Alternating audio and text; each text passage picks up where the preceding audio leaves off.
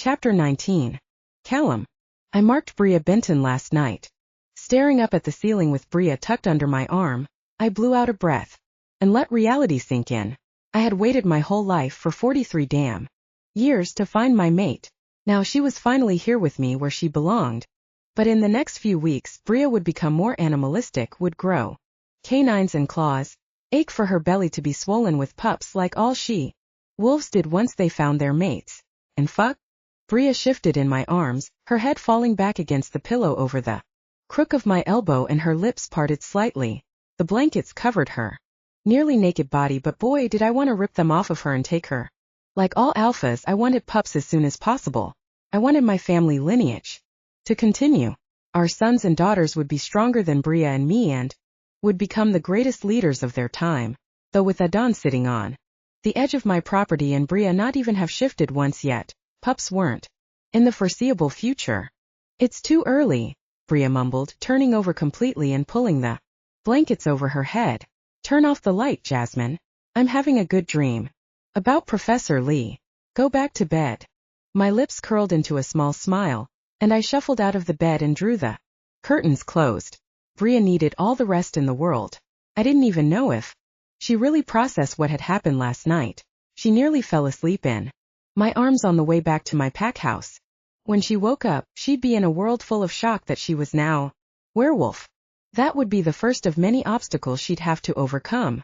After dressing and shutting the door softly behind me, I bumped into Milo, who stood across the hallway with his arms crossed over his chest and his dark brow arched hard. Why didn't you tell me that Adon is after your mate? We could have brought her here to protect her. I didn't want to draw attention to her, I said, walking down the hall toward my office and keeping my voice quiet. It's bad enough that one of the most ruthless alphas in New England is after a human girl. V or the council found out that she was my mate too, they'd work twice as hard to find her. Milo followed me into my office and collapsed into one of the plush red seats. Fuck the council, he growled. They're getting on my nerves. They're trying to control all the packs on the continent. Fucking tell me about it. If they found out that I had a human mate, they'd be all fucking over her. Even more than Adon was. They were old, traditional sons of bitches who wanted to keep werewolf blood pure. If they knew about Bria, they might even try to kill her. My stomach twisted into knots. Had I made the right decision biting Bria last night? Alpha, Levi said through the mind link. Adon is at the edge of our property with his warriors demanding to see you. What should I do? I glanced at Milo, who stood almost immediately. We hurried out of the room and down the hall past my bedroom. Bria's sweet scent drifted through my nose, and I tensed. If Adon was here, Bria wasn't safe alone. Get to the pack house and guard it with your life. Nobody sets a paw inside, I said to Levi. Got it, Levi said a couple moments later. Once I stepped outside, I shifted into my wolf and sprinted toward the edge of my property where Adon had been fucking camping out lately. My pack warriors parted a path for me and Milo to walk through to come face to face with Adon himself. Where is she? Adon asked once one of my warriors tossed me a pair of pants. Teeth lengthening into canines, he growled at me and stepped forward with aggression. Where the fuck is Bria? I smell her here. Her scent is all fucking over your property. I pressed my lips together to keep cool, but all I wanted to do was rip this man's head right off his body.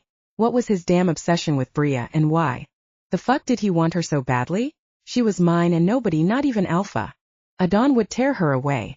How do you know what she smells like? I asked through gritted teeth. Adon let out a ferocious growl. Answer my question. You answer mine first.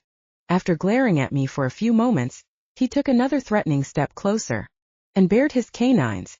I don't care if I have to tear down every inch of this town. I will fucking find her. And when I do, I'm taking her back.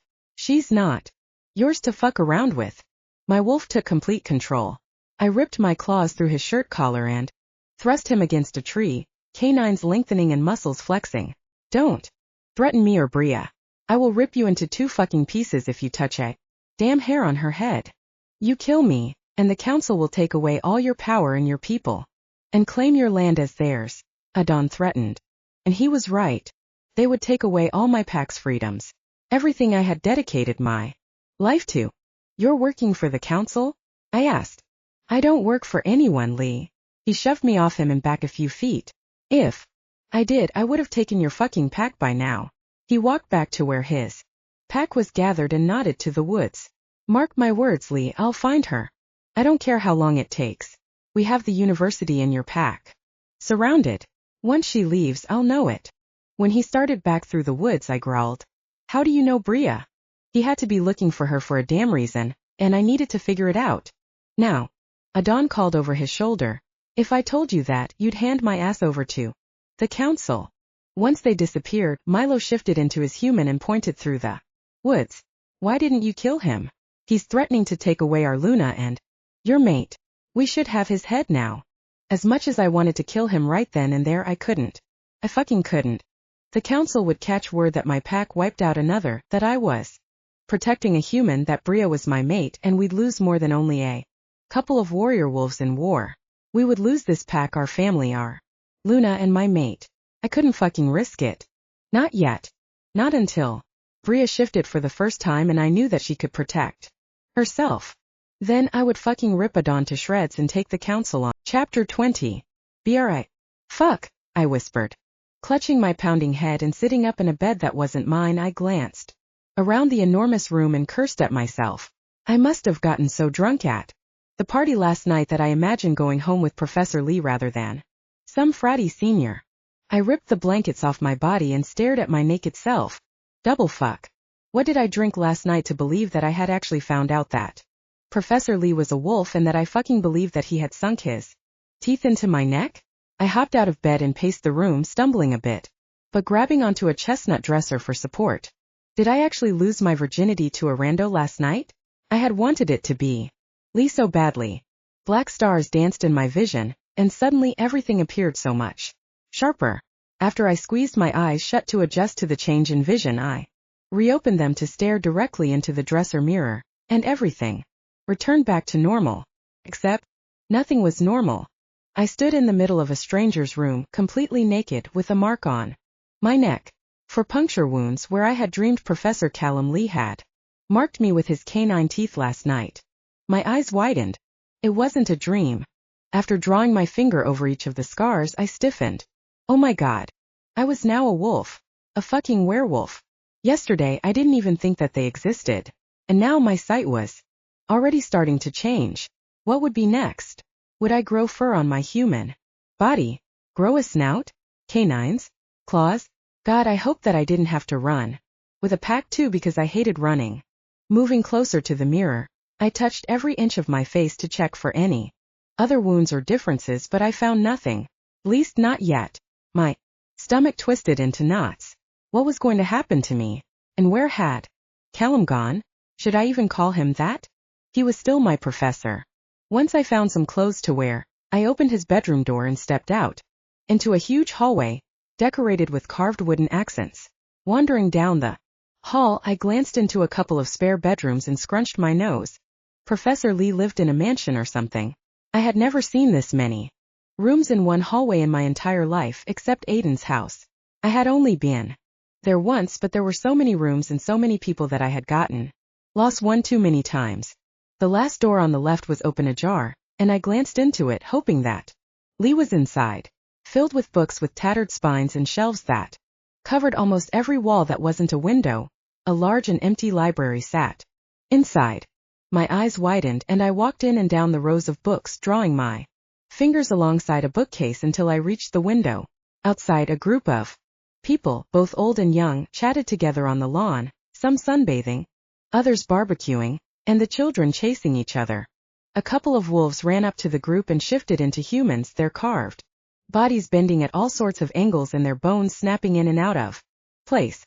The shift looked easy and so simple for them, as if they had been doing for years. One last wolf approached the ground and shifted. My jaw snapped open when Jasmine stood naked in front of the group, her silky hair flowing in the breeze and her claws shortening into nails. I cracked the window open, the air thick and heavy here. Or maybe that was my mind making it seem like I was suffocating. A chilly fall breeze blew into the room and I inhaled sharply. So many different scents drifted through my nostrils. Somehow, someway it seemed like I could smell every aroma within a mile, something that had never ever happened before. So I took another deep breath, the sense intensified. And then I smelled it. Adon. He always had a distinct scent, one of pine cones and honeysuckle. I tensed and scanned the forest for any trace of Adon. How did he find me? Back home, I made sure to not leave any damn trace of my whereabouts. I even told my parents that I was off to a college 50 miles from here. How could Adon find me so quickly and so soon? My stomach twisted into tight knots. If he knew where I was, then Mom and Dad knew where I was, and that meant the others weren't too far behind. Fuck. I ran my hand through my hair and backed away from the window a few feet. Fuck. What was I going to do? The others were dangerous. If they found me, I didn't doubt that they would put a bullet through Callum's head. Or worse. When I took another step back, I hit a hard chest and jumped into the air, screaming in pure shock.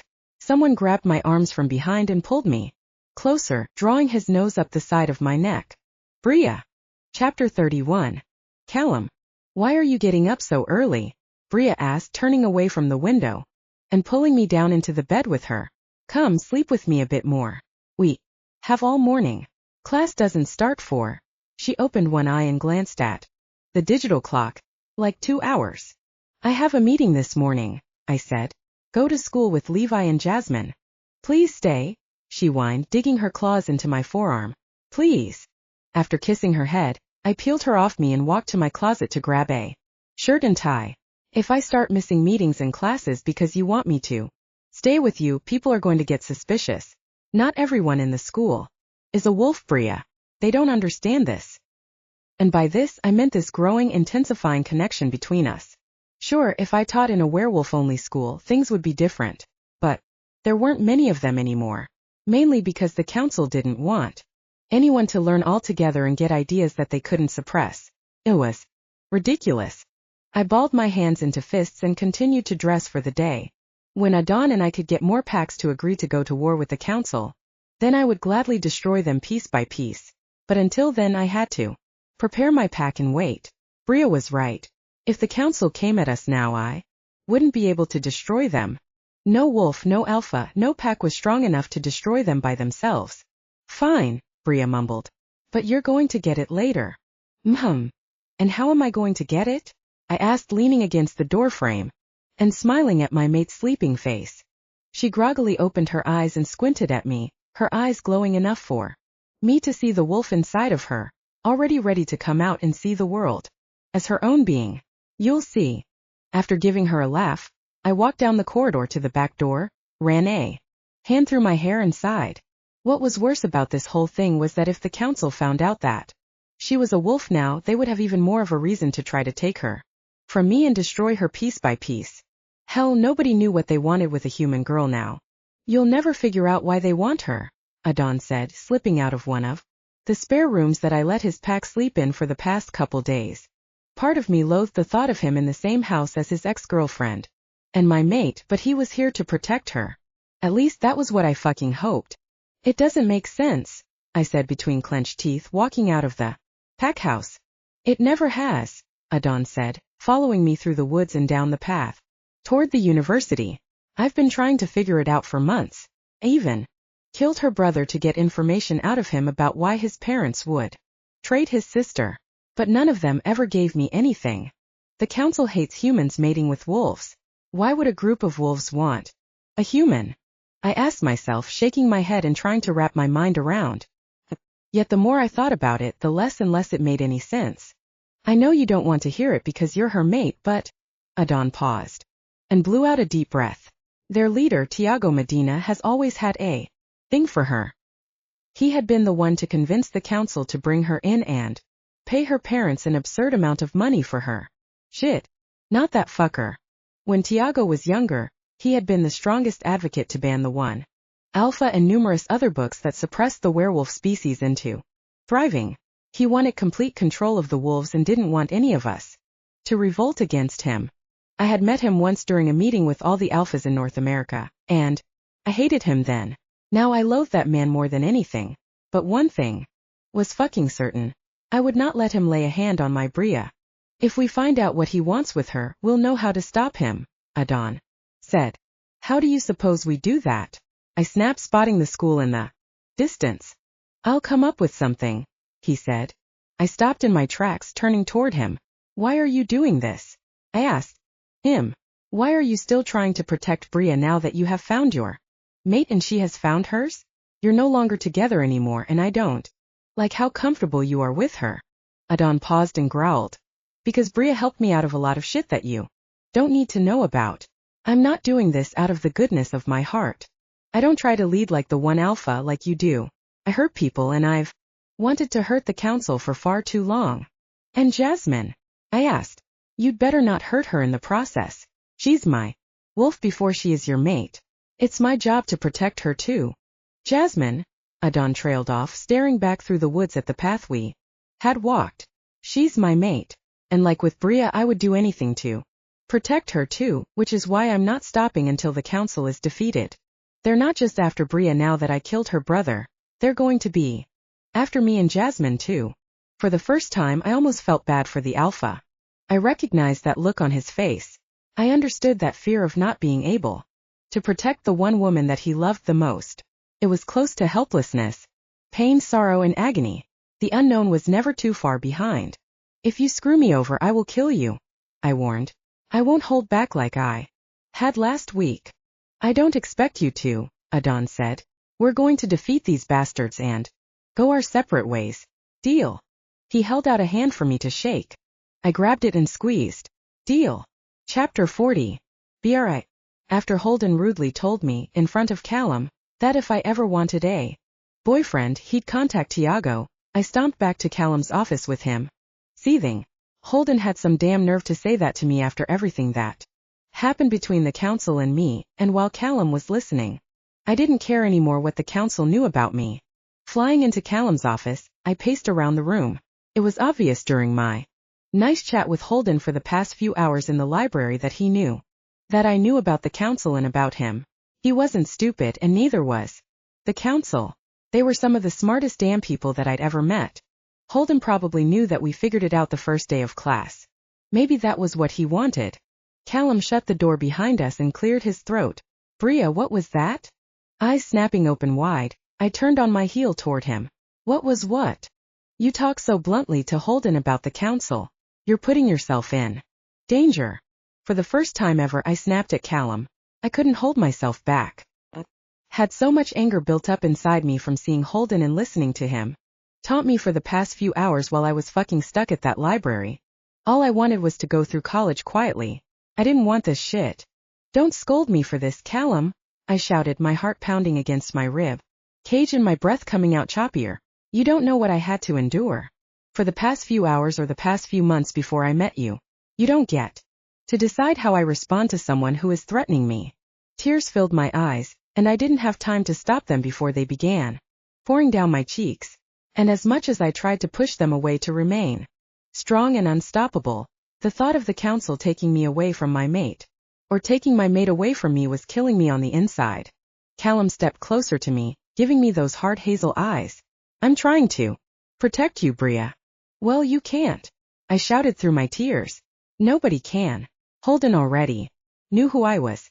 Tiago already knew that I enrolled in this school within the first couple weeks of me leaving town. Nobody can stop this from happening, no matter how hard they try. I balled my hands into fists, the tears stopping suddenly. A low growl ripped out of my throat, the guttural sound actually comforting now compared to last night. All day, I had been desperately trying to suppress my wolf. I didn't want her to come back out and hurt anyone, especially Callum. But she had to remind me that I wasn't alone anymore. I had her by my side. We might not be able to defeat them alone, but we were stronger together against Tiago and the council. And I would fight until the very end to protect the people I loved. Another growl rumbled from my chest, and I stepped closer to Callum. I could feel the blood pumping through every one of my veins, the pressure building in my chest, and my thoughts running wild with everything I'd do to Tiago if he touched my mate. Mine, I growled and moved closer to Callum. Tiago wouldn't touch my mate. I stared up at him, tilted my head, and grasped his chin. You're mine. Callum didn't back away or show the slightest ounce of fear in his eyes. Expected him to cower back in fear from the monster that I was slowly becoming, the monster that I didn't want to hold back anymore. But he stood, stronger than any man I had met before him. "You're mine to protect," I said to him, my wolf slowly taking control of me, and forcing me to sink the tips of my claws into his throat to hold him in place and make our claim on our mate. "Tiago won't touch you." From his chin and turning us around to press me against the office door. He pinned me against the wood and grasped my chin this time. "You're not going to put yourself into any more danger, Bria. Do you understand me? Let me deal with Tiago." "No," I growled, inhaling his sweet scent and working myself up further. "You're mine. Mine. Mine. Mine. Tiago won't touch him." My wolf rumbled inside me, the sound of her voice stronger than it was last night in bed. An undeniable urge rushed through my body and I found my canines ripping through my gums and aching to be inside Callum, my classics. Professor. This urge wasn't only my wolf's this time. It was mine. I wanted this more than I wanted anything in my life. And I refused to let Callum leave this room without my mark on his neck. He had been waiting for this since he marked me, and tonight I would finally give it to him because there was no holding back anymore. All we could do now was face the council. Fuck the council. Nobody liked them anyway. So I slammed my hands into his chest and sent him stumbling back a few feet toward his desk. I stepped closer to him, my wolf taking complete control of me and becoming a possessive mess of a monster for him. Callum placed his hands on the sides of his desk and leaned back, his tan biceps flexing, his hazel eyes flickering gold under his dark-framed glasses that he usually wore during his lectures. "Bria," he breathed out, his voice softer this time. He knew what I was about to do. He wanted it. "You're mine, Callum," I said, drawing my nose up the side of his neck. "And nobody will take you away from me." Before I could stop myself, I sank my teeth into the side of his neck to claim my mate. Chapter 42. "Be alright." "Hey girl," Jasmine said, plopping down beside Levi and me in lecture the next morning. Her brows at me. I heard what happened last night. My cheeks flushed and I rubbed my sweaty palms together. "You did?" "Of course." Jasmine smacked my shoulder. "What do you think this is? Everyone in the entire pack knows that you marked Alpha Lee last night. When an alpha marks someone and vice versa, everyone in the entire pack can feel it." I scrunched my nose. "You could feel it?" "Yeah, like sexually," Levi said, wiggling his eyebrows at me. Jasmine rolled her eyes. "No, there's like a different aura that falls over the land. Levi, you really need to find yourself someone." I shook my head. "If Callum heard you, he'd probably rip my balls off." Leaning closer to me, Jasmine grabbed my hand. "You know what this means, though. Soon you'll be having pups and having a cute little alpha family to raise in our pack. You don't know how excited I am for it." "Pups," I whispered. "Oh yeah, Alpha Lee is definitely going to want a family soon. His time is running out." Jasmine rolled her eyes. "It's not running out, Levi. He's just older." "Much older," I whispered, staring at my desk with my stomach clenched. Did this mean that Callum wanted to have a family soon? I mean, from those smutty wolf stories that I read online, I kinda gathered that wolf couples like to reproduce more often than humans. But did that happen in real life too? And by what Callum was saying the other day in his home office to me, he definitely wanted pups. But soon? "You have to get strong before then though," Jasmine said. "And you could probably guess who asked me to start training with you tonight." "Yep, that's right. Alpha Lee, because he definitely wants to put pups inside you soon." "God, I think Levi is rubbing off on you a bit, Jasmine," I said, trying to laugh it off. But I was scared shitless. "Pups now? Bria getting stronger? I don't even think it's possible," Levi said, tapping his fingers on the desk and shaking his head. He glanced over at me and raised his brows. "I mean, do you remember a couple days ago when you literally smashed your finger in the doorframe and walked away like it didn't hurt like a bitch?" I rolled my eyes and turned back toward my textbook, flipping through it aimlessly. Jasmine smacked him on the back of the head. "Will you shut your mouth?" "No, but I'm being serious," Levi continued, staring at the empty podium, where Callum would show up at any moment.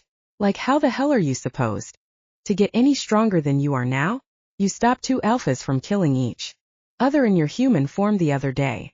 "Yeah, I guess so. Still, I wouldn't be able to stop Tiago and the council." Glancing over Jasmine, I stared at the empty seat beside her. Holden wasn't here yet. And while I hoped that he would never show his stupid, ugly face in this classroom again, I knew that he would turn up sooner or later, probably sooner. Along with the rest of the council. My stomach tightened as I thought back to yesterday at the library. Between Holden's eyes changing colors even though everyone thought he was human, to his lies, to the way he wanted to know everything about me, something felt terribly wrong. And it was more than him being in the council. Something else was up that I couldn't quite put my finger on yet. When the door opened in the back of the class, I sucked in a sharp breath and inhaled Callum's calming scent. I glanced over my shoulder.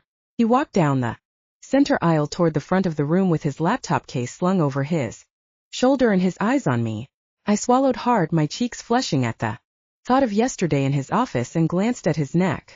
While his button-up shirt covered it slightly, I still saw one of my canine marks peeking out from under the material. I pressed my thighs together, wanting nothing more than to jump on him right here and right now. Ever since last night I had to hold myself back. Not because I feared my wolf anymore, but because if given the chance I would ride my professor all night long. And neither one of us would have gotten any sleep for today. I want to see you after class, Bria. Callum's voice rang out through my head. This must have been the mind link. Last night, Callum mentioned that it formed fully once both wolves marked each other. I sat up a bit taller, my nipples pressing hard against my t-shirt. I might have forgotten to wear a bra today because I wanted to see Callum riled up during class. I wanted him to loosen his tie, pull on his collar, and show me his mark. So that was your plan, Callum said, pulling on his collar and showing me a bit more of my mark. You wanted to see this? Sucking in a sharp breath, I pressed my lips together. You can hear my thoughts. His lips curled into a small smirk, and he walked around the podium, placing his computer case on the table beside him and pulling out his laptop to start the lecture for today. He glanced up at me with those golden eyes and drew his tongue across his lower lip. You're a tease, Bria Benton. My lips curled into a smile. Only for you, Professor. When the door opened in the back of the classroom again, I sucked in another sharp breath and glanced over at the empty seat next to Jasmine, reserved for Holden. My stomach turned and twisted, and I gripped the seat handles, not daring to look over my shoulder, because I knew that if Holden did come to class today, he wasn't coming alone. Chapter 43. Callum. Thank the goddess. Holden didn't show for my class today. I waited for the entire hour for him to waltz in and interrupt me, glare at me from across the classroom like he knew all my secrets, and spill the wolf secret to the humans around us. I didn't expect anything less from a council member. Everyone knew that once a human found out about wolves, even if he or she was mated to one, the council required us to kill them before they shifted or told someone else. And fuck, if the entire class found out, that would be a lot of blood on my pack's hands. We would need to take care of them somehow because one of them would be bound to spill our secrets to the entire world. Bria was different though. She always had been. Even my pack members recognized it. After I dismissed class, Bria stayed behind while Jasmine and Levi lingered by the door. I wasn't taking any more chances, not with Holden walking around this campus with that shit-eating grin on his face and those wicked eyes that seemed to look Bria up and down whenever she was around him. You're training after school today, I said to her. I've directed Milo to teach you. She stared up at me with wide eyes and brushed her fingers over the mark she left on my neck last night. Will you be there? All I wanted to do was lean in closer and kiss her softly, but I noticed Chancellor Wilmar walk into the room. I quickly moved away from Bria before he could see her touch me and shuffled some papers. Yes. Excuse me, Professor Lee, Chancellor Wilmar said, eyeing Bria. We need to talk. Bria sucked in a breath and stepped back, slinging her backpack over her shoulders. I'll take a look into the mythology book you were suggesting, Professor. See you tomorrow. She gave me a small smile and hurried up the aisle toward the exit. When she left, I shoved my laptop and papers into my bag and walked with Wilmar to my office, my stomach tight. Something wasn't right. He never came down to my classroom and asked to talk. Listen, there is no way to beat around the bush with this, Callum, Chancellor Wilmar said, sitting in one of my office chairs and rubbing a hand over his face. This morning, I had someone tell me some unsettling news. My heart pounded in my chest, my wolf on the cusp of taking control. Chancellor Wilmar never called me out like this. Sure, we had meetings, but never unplanned. He had never shown up in my classroom with this look in his eye and that grimace on his face, like he was about to spill the worst news to me. And all I could think was that he was about to fire me. But I couldn't let him. I needed to be on school grounds. Bria wasn't safe here alone. What is it? I asked. There is a rumor going around that you've been messing around with one of your students, Bria Benton. Chancellor Wilmar refused to even look me in the eyes, and I was glad that he didn't, because my wolf had nearly claimed control of my body. Someone fucking snitched, and I already knew exactly who it was. If this rumor is true, Callum, I'm going to have to let you go. While I hated lying about my mate, this was the only way I could protect us. I balled my hands into fists behind my back, plastered a confused look on my face, and said, Bria Benton? She's just one of my students, Chancellor Wilmar. Sure, she stays after class some days and shows up to office hours, but that's because she's very passionate about mythology and classics class. Chancellor Wilmar eyed me. And you haven't touched her?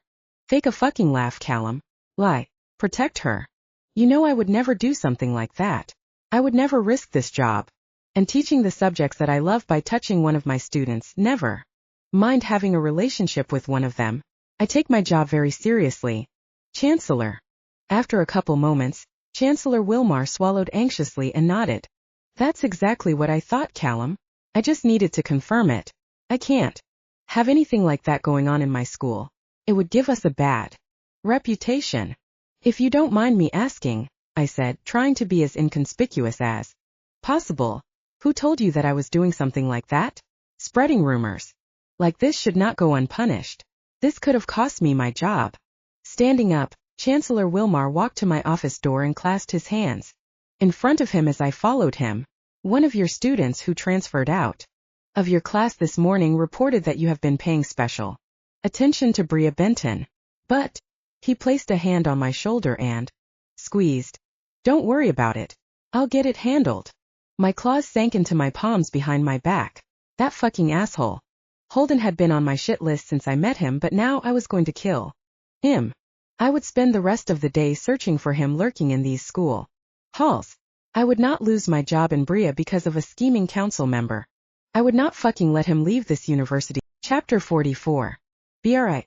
Glancing among the warriors training on a cleared field in the forest, I looked for Callum.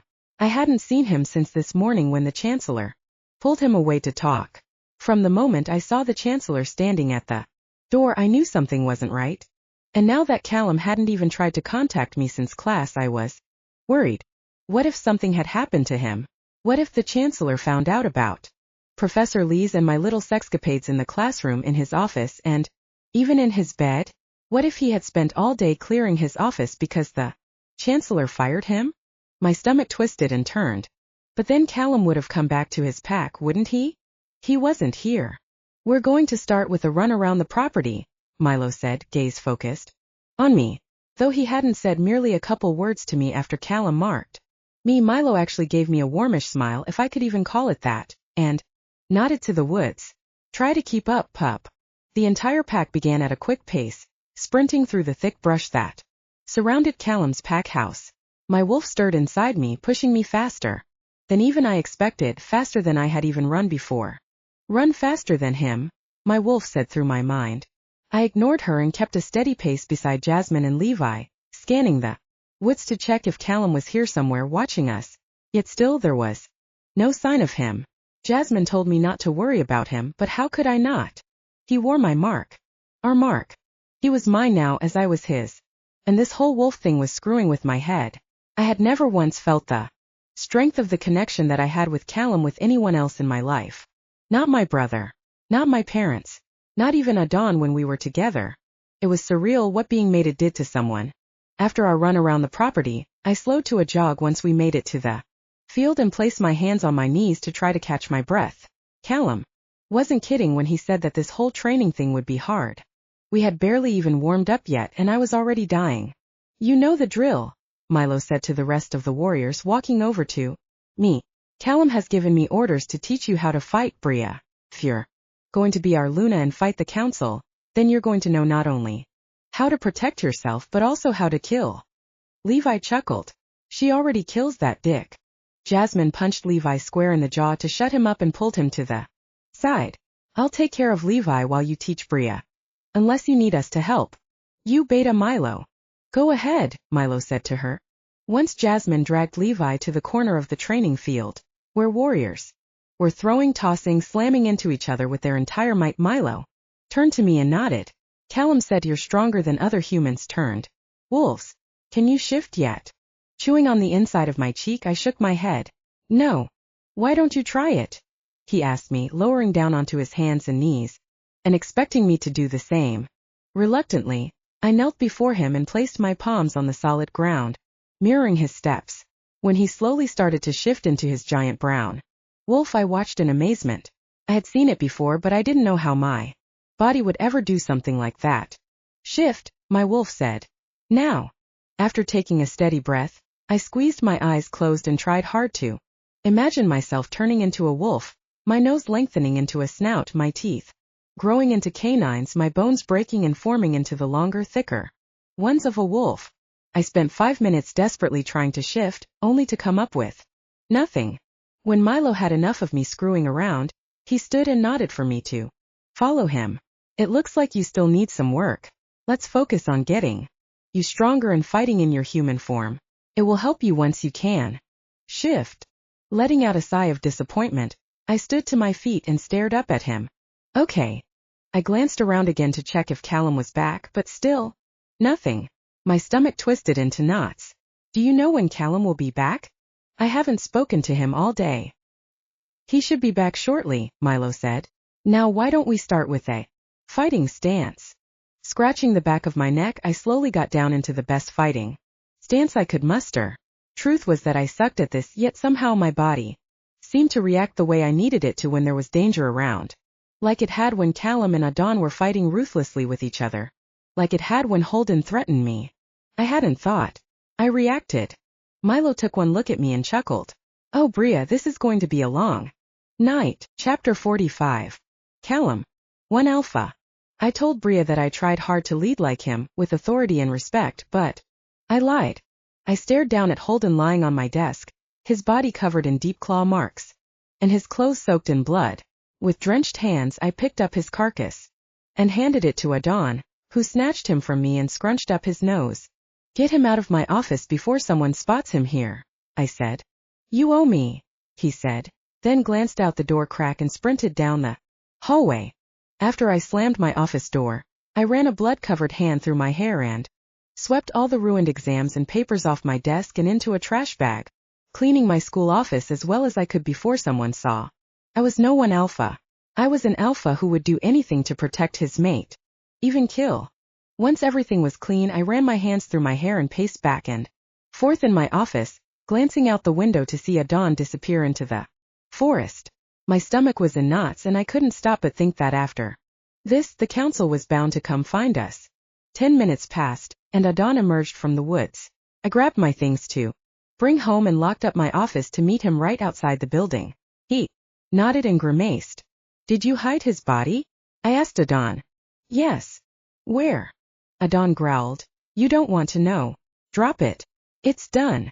After a couple moments, I sighed and ran a hand over my face, closed the door behind me and walked down the pathway toward the woods with Adon. Didn't like the man, but I didn't want anyone else finding out what I had done. It felt dirty. It felt filthy. Felt right. It didn't matter who Holden might have been. All that mattered was that he tried endlessly to take my Bria away from me.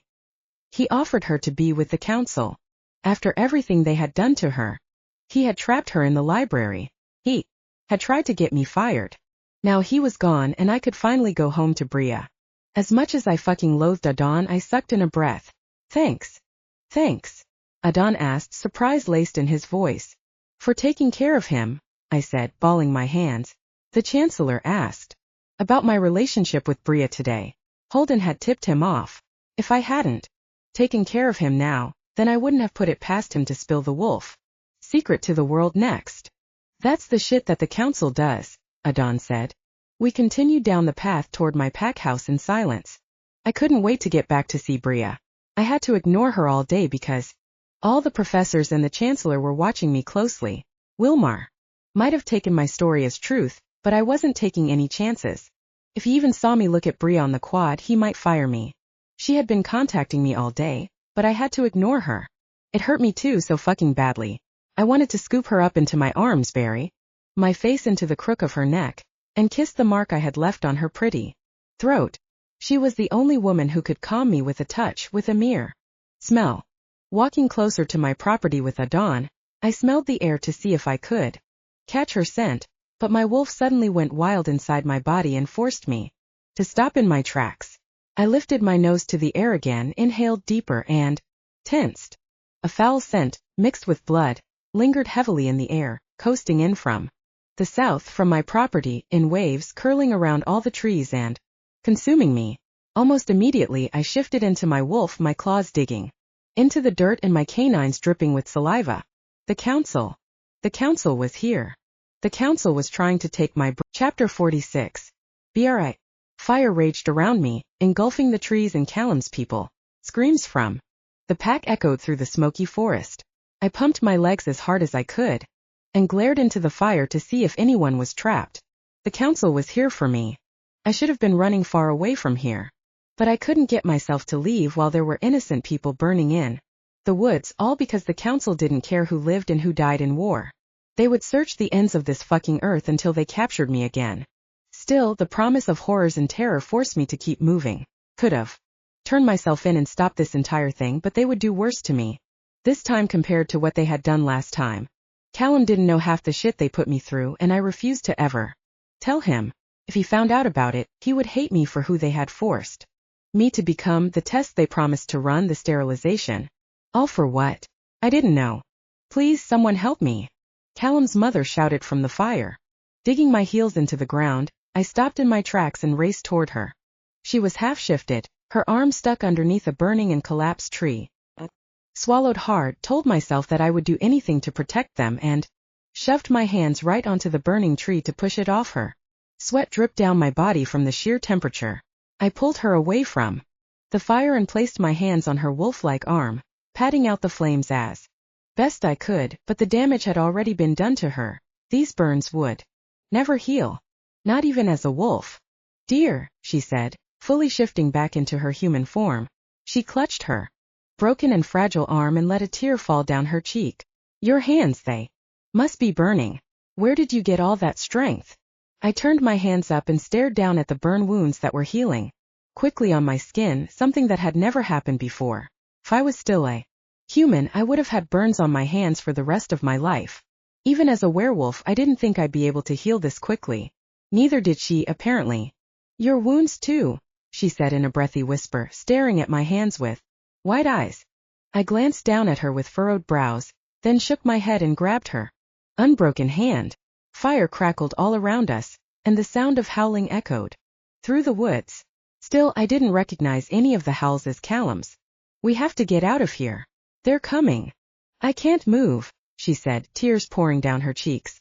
She pulled her hand from mine and ran it across her leg, which was bruising harshly from her knee down. My leg, I think it's broken. You have to go without me. They're coming. For you, not me. No, I said, scooping her in my arms.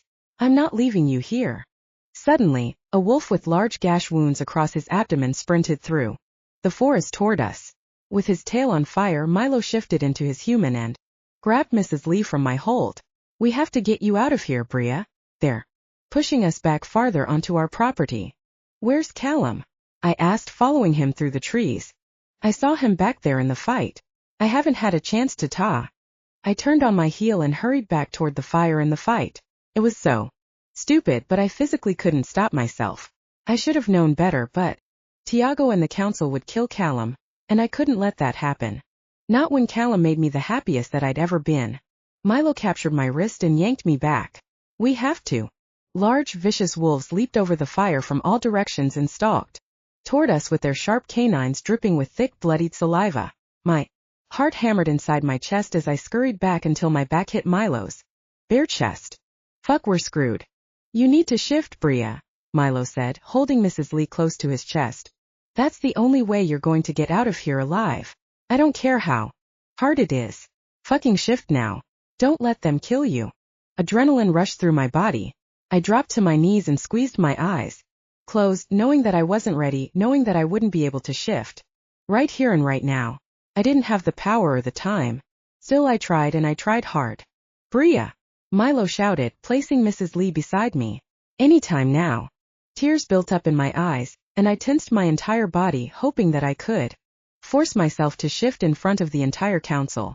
But deep down I knew that I wouldn't be able to do anything. I wouldn't be able to see Callum again. I wouldn't get to tell him I loved him either. When Milo shifted beside me, the world turned to chaos. Wolves leaped at us from all directions. The fire somehow burned even hotter. My heart pounded inside my chest, and I couldn't even get my wolf to come out now. Yesterday I tried so hard to suppress her. Now she wouldn't help me. Indescribable pain shot through my body. Find mate, she whispered in the back of my mind. Find mate now. My body suddenly started shifting at the feel of pain shooting through my body, which wasn't my pain, but maybe it was Callum's. Had one of the members hurt him? Was that why I could barely feel my fingers? Before I could shift fully, 3 council members piled on top of me, pinned me to the ground and restrained me completely, their teeth sinking into my flesh. I glanced around to see Milo knocked unconscious on the ground in his human form again, with 5 wolves standing over him and 1 wolf looming over Callum's mother. The wolves dragged me through the forest along with them. I kicked. I screamed. I desperately tried to get away from them. Callum! I shouted through my tears, my vision slowly fading from the sudden depletion of blood from their canine wounds. Callum, please help us. Chapter 47. Callum. Amid the fire and fight, I picked up Bria's scent. I killed the council member in front of me and raced through the woods in warring packs, desperate to find her finally. Alpha, Jasmine called from the woods, clutching her waist and stumbling through the trees toward me. Blood gushed from her wound and poured down her chin from her bloody nose. She lifted an arm and pointed behind her. Bria went that way. Get to the hospital, I said, hurrying past her and toward the direction she had pointed. I sniffed the air and picked her scent back up. My legs moved faster than even I could keep up with, and I transformed into my beast to run even faster. Because she couldn't be gone. I wouldn't fucking allow those bastards to take her. But the faster I moved, the less and less council members got in my way. They were running back, retreating almost. My wolves waited for my orders, and I found myself stopping at the outskirts of the fire. They're clearing out, one of my warriors said through the mind link. But the council didn't retreat. They retrieved what they came for. They fucking had my Bria. Follow them, I ordered, racing through the woods along the fire and passing all my wounded warriors and packmates. My chest tightened at the sight of how many of my people they had either killed or gravely injured in the past 10 minutes. Adon was right. The council was shit. Fucking shit. The fire is too thick, another wolf said through the mind link. It goes on for miles. I froze in my spot, an undeniable rage rushing through my body, and glared at the fire in front of me that seemed to grow even wilder all of a sudden. My hands were covered in blood. My body felt like it was engulfed in flames. Itself. She couldn't be gone. 43 fucking years. 43 years. I'd waited for so damn long to be with her. Even if I tried to fight through the flames, I didn't think I would make it. We needed to put them out, regroup, and get our most skilled trackers out on the hunt for the council and Bria. Adon must have had an idea of where they were headed. But I hated the thought of leaving Bria with them, even for a couple moments. Find your way to the pack house, I said through the mind link to my entire pack, my hands balling into fists by my sides and my heart clenching. We need to regroup, heal those who are hurt, and figure out a plan. What about mate? My wolf asked me. We need to find her. If the council had her, they would be long gone by now. They wouldn't stick around and wait for us to put out the fire. They could be hours away from us. Once we finally cleared the forest of flames and smoke. That was what they were banking on too. I wouldn't let my pack members blindly run into a war that we would lose. Fuck. I ran a hand through my wild hair, pushing back the tears to be strong. For my pack. I'm coming back for you, Bria. I won't let them have you. I'll find you and kill them all. Every last one of them. After helping the wounded wolves, I took one glance around the part of the forest that wasn't burning for any survivors, then hurried back to the pack house to see who had made it and who hadn't. Did they capture anyone else? Other than Bria? When I reached the living room, I scanned the room and clenched my jaw. Where's Milo? My mother? I asked Jasmine and Levi, who lay back on the couch, with half his face swollen. Why aren't they here? Levi frowned and glanced over at Jasmine, who stared at the ground with tears in her eyes. She doubled over into Levi's shoulder and cried against him, shaking her head from side to side. I wish I were stronger. I heard them screaming for help on the other side of the flames earlier. I couldn't do anything. Instead of pushing her away, Levi enveloped Jasmine into a hug. I clenched my jaw and hurried through the house, desperate to find them somewhere upstairs. Maybe in the library or my bedroom, the bathroom somewhere. But they weren't here. Mom, Milo, and my mate were all gone. The council took them from me, and I vowed to get them back, even if it killed me. Chapter 48. Be alright. When I woke up, my head rested in Mrs. Lee's lap. I blinked my eyes open and stared up at the woman who looked like she had been beaten and tortured for the past day by the council. I didn't know how much time had passed, but she looked so bad. All because of me. Where are we? I whispered, my voice hoarse and my throat dry. I hesitantly sat up and held a hand to my head, grunting. Milo sat in the corner of a cell with his head against a stone wall and his body stripped of all clothes. His skin was coated in a thin layer of dried blood. In their prison, Milo said. Chest tightening, I glanced over at Mrs. Lee, who had tears on her cheeks. My son has been waiting for you for years, she said, a tear sliding down her wrinkled face. She gently grasped my hand with her trembling one. That first day he saw you, he came home with a huge smile on his face. I have never seen him that happy before. Everything seemed so disoriented. I didn't know what was happening or where this was coming from. We should have been trying to escape, not talking about the stories of Callum and the pack, though just hearing his name made me sad. When they come back, find a way to escape. Mrs. Lee smiled strongly at me. Despite half her body being broken and the gashes all over her flesh, she was stronger than I ever hoped to be. I'll hold them off the best I can. And while Callum hadn't really taught me much about pack dynamics yet, his mother was willing to die for me. She wanted to sacrifice herself so the new Luna of her pack and her son's mate would survive. But I wouldn't let that happen. She could barely move. No, I said, pulling my hands out of hers and standing. I stormed over to the cell bars. We're getting out of here. Don't touch the bars, Beta Milo said from the corner, his right eye swollen shut and his busted lip bloody and bruising. They're solid silver and will sear your skin right off, Bria. Silver is especially dangerous to humans becoming wolves, as they don't know how to handle the pain.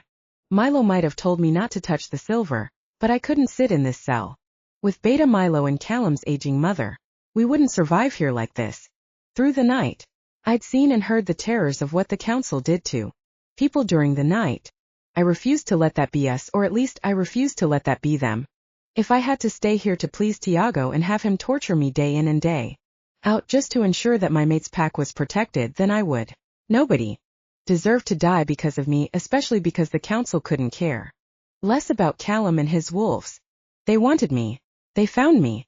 They had me. Everyone else would be useless to them. After taking a deep breath, I grasped the silver bars and ignored the searing pain that shot through my body. Milo shot up from the ground, wrapped his arms around my stomach and tried to pull me away. But I refused to let go. I held on to the bars for dear life and used all the damn strength I had left inside me to pull them apart, literally forcing them away to create a space big enough for even Milo to slip through and escape. Once the space was large enough with some wiggle room, I dropped my hands from the bars and relaxed in Milo's arms, my chest rising and falling in hot tears welling up in my eyes, threatening to fall from the sheer pain of silver. What's wrong with you? Milo asked, letting me down gently. While his question might have been full of anger and spite, his voice wasn't filled with annoyance, but instead it was filled with wonder. He glanced at the silver bars, shock on every part of his face, and let me go for a second. When his hands left my waist, my knees gave out and I collapsed. Before I could fall to the ground, Milo caught me and helped me to my feet. We have to go, I said once I regained my balance. But you. I'm fine. I pushed him away and toward Callum's mother. Carry her. You won't be able to carry us both and get out of here alive. I'll run beside you. But it's important to me that you get her to safety yourself. You'd better follow me, Milo said, scooping Mrs. Lee in his arms. If Callum finds out that I left his mate here and brought only his mother home, then he will kill everyone in his path. He's been waiting for you for far too many years. My stomach twisted because I knew we all wouldn't make it out of here alive. Had slipped through the council's fingers once. They would not let me escape. Another time. But I needed to buy enough time for us to get as far away as possible. I needed Milo and Mrs. Lee to escape. Not for the sake of my conscience but for Callum. I'll be right behind you. Don't look back. Just keep running, I said. After glancing out of the cell, Milo stepped out with Callum's mother, sniffed the air and hurried down the left corridor, propelling himself forward, quicker than he had during our run mere hours earlier. Even though I told him not to look back, he glanced over his shoulder to make sure I was running after him. I pumped my legs as quickly as I could, though I was still so much slower than a wolf who was even in human form and carrying someone else. The hallways and passages were all underground, and I swore we ran around them multiple times, unable to figure out how to get out. There was barely any light besides a couple flickering torches down here. A door, I whispered. Up ahead. Go through it. Are you sure? Milo asked. There looks to be light from underneath it. Go. Though I wasn't sure in the slightest. Still, Milo sprinted ahead, ripped the door open and stared out into a dark pathway that led out of this building. But as we were about to escape, Tiago captured me by the waist from behind and pulled me away from Milo. Oh, you're not going anywhere, Bria Benton. You've gotten away from me once. I won't let you go again. Chapter 49. Be alright. With Callum's mother in his arms, Beta Milo stopped in the middle of the lawn, about to escape, and turned around to face me. I struggled in Tiago's grip, desperately trying to get away even though I knew it was useless. From the moment I woke up in the cell, I knew I wouldn't be able to leave.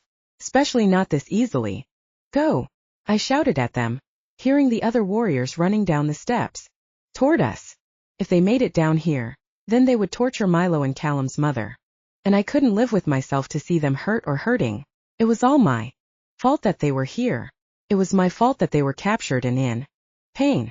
I couldn't let anyone else be punished for my wrongdoings. Beta Milo placed Callum's mother down on the lawn, growling and about to shift. I balled my hands into fists, being dragged backward and farther into the building by Tiago. Don't fight. I growled at him. Leave. Get her to safety. Now. For a moment Beta Milo tried to shift into his wolf, but it almost looked like he couldn't, or his wolf was fighting himself. I didn't quite understand what was happening. Beta Milo was stubborn as hell, almost as much as Callum. If he wanted to shift into his wolf, he would. Still, he struggled against his wolf, finally succumbing to the thought that he couldn't, and scooped Callum's mother up into his arms, turning his back toward me and running through the woods before the other warriors could come out. When he disappeared from my sight, I finally stopped struggling. Tiago held on to me for a moment longer, then finally let me go, his hand slipping from my waist and his intense gaze focused on me. I didn't have to turn around to face him to see it. I could fucking feel it. You did good, he said to me. That was believable. My stomach turned and I glanced down at my feet, feeling nothing but guilt running through my veins. Tears welled up in my eyes and I lifted my head slightly to stare emptily into the woods. The warriors continued to pour down the stairs until they surrounded Tiago and me.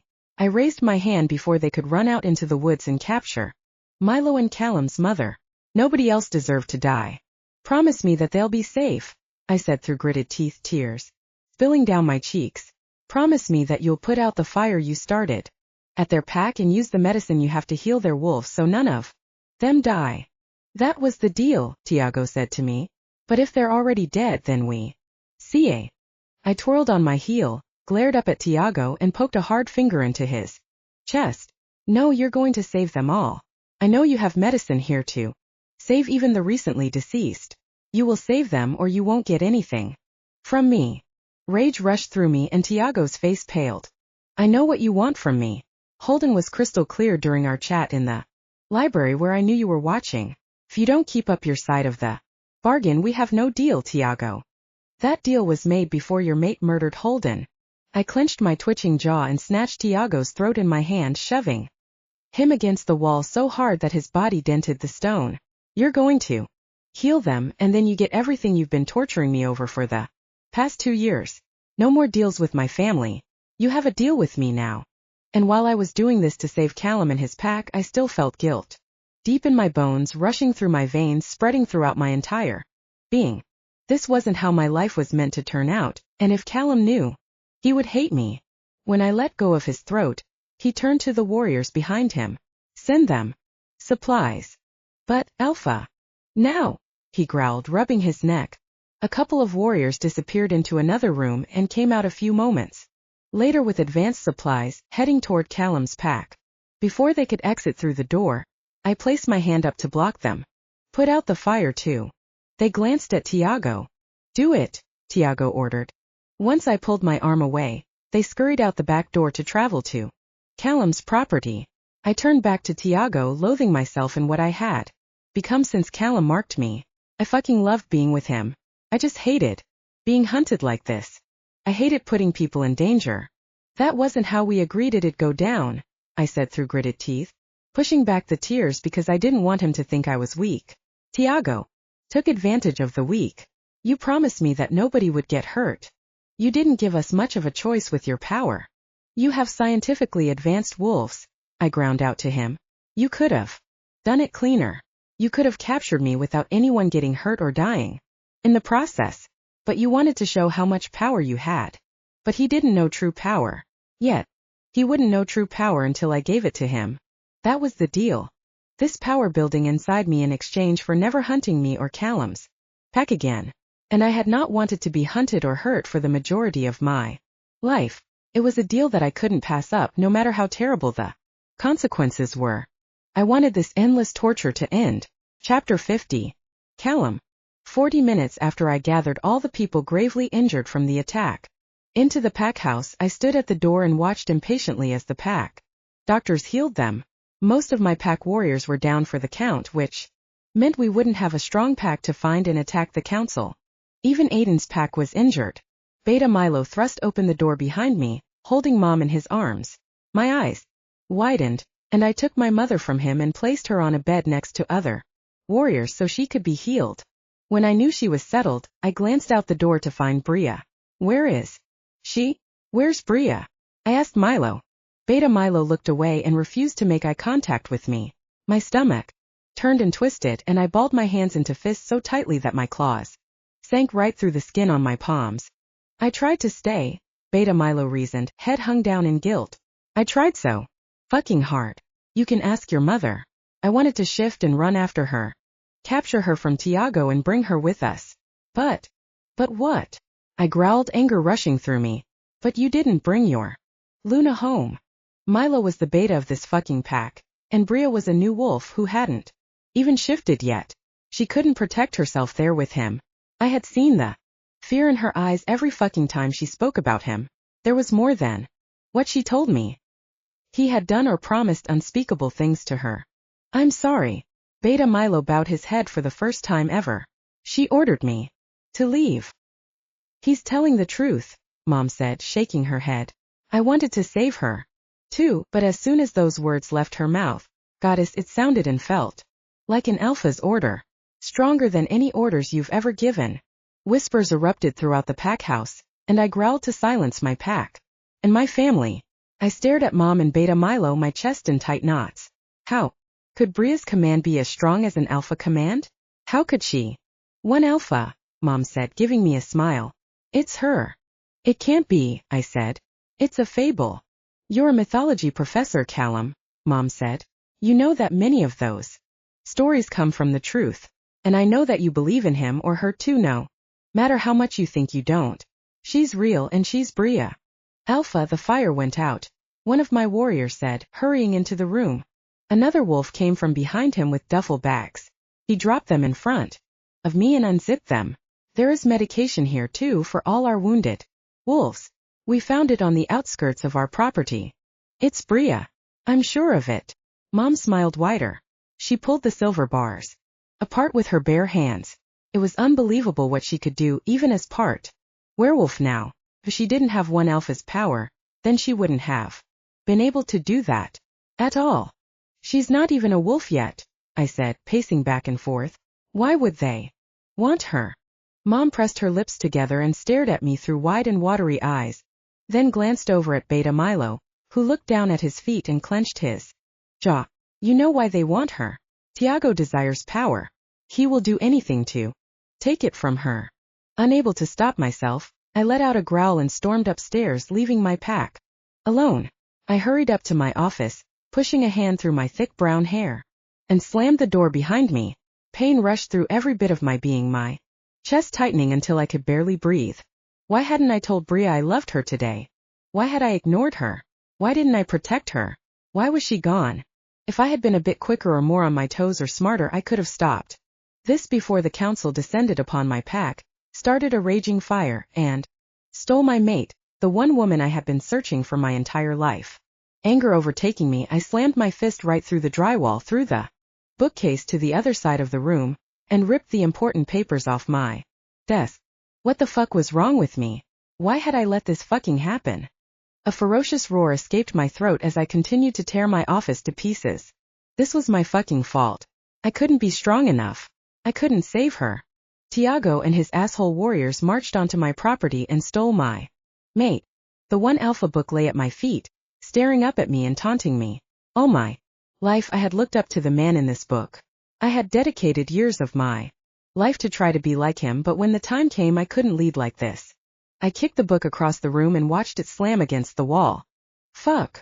After it slammed, the pages opened up, and a piece of paper slipped from the inside, landing on the cover of the book once it fell to the ground.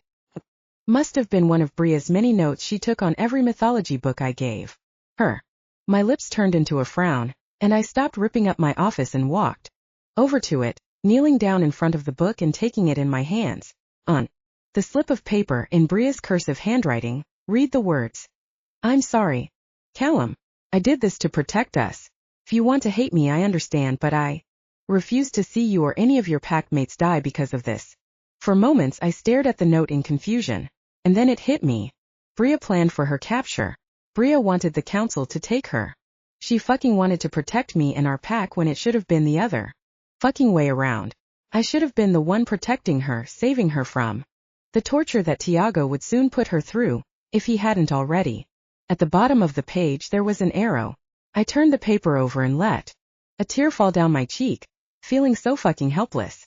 My mate fucking sacrificed herself for me after I had waited years for her, after I thought I finally got to keep her.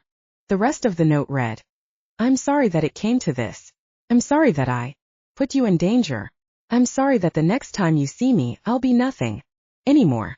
Not the strong wolf that you marked, maybe not even a wolf. But no.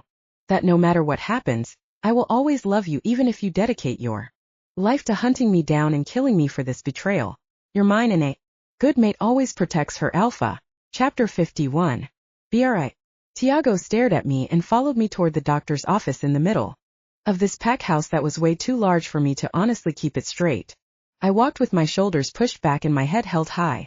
Please don't do this, my wolf said to me. Think about mate. Truth was that I wasn't confident that this was the right choice. I knew that being here was the wrong one. I knew that all Tiago wanted was power and domination over the entire world, but he promised me that Callum would be taken care of, and he had kept half his promise already. He had the medication ready and sent it to Callum's pack. Even before college, Tiago always kept his promises, good or bad. When we reached the doctor's office, I stopped at the door, reality setting in. For the first time today, this was the plan I had made with Holden, but now that I was trapped in this pack house and had traded my life away, I didn't want to be here. I didn't want to give up this part of myself that I was slowly beginning to love, my wolf. She was everything to Callum. When I let her go, would he ever love me again? If I took away the one person that he'd been searching for since he turned 18, would he forgive me? Would he hunt me down and hate me for trading her? Did he love me or her? I balled my hands into fists and let the tears fall down my cheeks, my chest tight. Being here might be the end of me. If Tiago didn't hold up his end of the deal after he took my wolf from me, then I would be helpless. He could do anything he wanted. I knew that when I came here. But anything was better than having Callum and his pack hunted down every single day. Pack members dying and tortured also. The council could find me. What hurt the most was having to lie and betray Callum. For all of eternity I would never forgive myself. Never. I could only imagine how he felt reading my note if he had even found it. But I needed him to know that I loved him no matter what happened. He deserved that much, especially from his mate. Tiago shoved me into the room. I stumbled toward the chair and sat down, shuffling my feet together against the cold tiled floor. More tears welled up in my eyes and I refused to look at Tiago. For the past day I had gone over and over all the possible outcomes once. Tiago had my power. I glanced up at him. He stared at me intently, narrowing his eyes and making sure I wouldn't make a run for it. Don't remove one alpha from her. She keeps it, he said, lips forming a smirk. He walked over to me slowly, stalking around me like I was his prey. All this time since I found out that you had it inside you, I thought that I wanted to take it from you. But now I see that all I have to do is force you into submission, like all my other warriors brainwash you, make you become subservient to only me. And then I have total control without losing myself. My heart raced and I went to stand up to tell him that this wasn't part of the deal, but cuffs suddenly locked my wrists and ankles to the chair, and I couldn't move. Tiago stepped away from me and grabbed a needle hooked up to a monitor with some fluid inside it. He slipped it into my arm and turned on the machine, pumping fluids into my body. You're mine now, Bria Benton. My slave. Tiago suddenly tensed, eyes glazing over, as if he was talking through the mind link. Callum's eyes had done that when he was chatting with me through our newly formed one, and at that time I thought it was the most magical thing. Stay here, Tiago said, looking at me, then at the doctor, and then rushed toward the door to the office room. Don't let her leave until the procedure is complete. I have business that I need to handle. Before he walked out the door, he turned to me. Don't leave or I'll kill every last one of your pack mates. And with that he walked out the door. The dark gray automatic doors closed behind him and locked, the lights across the middle of the door turning a beaming red color. I stared at the door for a couple moments, wanting to leave so badly, then turned back to the doctor. He stepped toward me with a needle to take a blood sample. I stayed still in the seat and stared emptily at the ground, feeling the prick of the needle and trying hard not to bawl my eyes out. This was the fucking end for me. For us. I don't know why he wants my wolf so badly, I muttered. I can't even shift. You can't shift? The doctor asked, suddenly stilling. He furrowed his brows and pulled the needle out of my arm, hurrying to one of his little trinkets on the table that did God knew what. No, I can't shift, I repeated. After tapping a button, a green light came on in the machine. He tensed and shook his head, muttering the word no over and over under his breath. In a moment he turned toward the door and sprinted at it. Alpha. Wait. What is it? I asked him. But he didn't answer me. My wolf thrashed around inside of me for control, and with the fluids pumping into my system, I was beginning to lose control of myself and my human. I was slipping, so she easily took the power from me. Using all our strength, she broke the cuffs around my wrists and ankles and stood. I hurried toward the door before the doctor could slip out of it and find Tiago. He scrambled to get away from me, but I stopped him and held him still. What did you find? I growled. It shouldn't be possible, he said, shaking his head. It's not. What? I growled. The first sterilization shot we gave you years ago. He paused. It didn't work. What do you mean it didn't work? I asked, my heart leaping inside my chest. I mean, you're not sterile. Not anymore. If I wasn't sterile, if what he was saying was true, that meant that I was fighting for more than me now. I couldn't sit back and let them take this away from me. If Tiago found out, then he would try to rip out my uterus with his bare hands. Instead of letting the poor doctor go, I wrapped my hands harder around his neck and snapped it until his body fell lifeless in my hands, until he was dead and could never tell Tiago anything. Then I took control of my wolf and ripped the needle from my arm to stop the fluids. Because now I was fighting for Callum and me and maybe someone else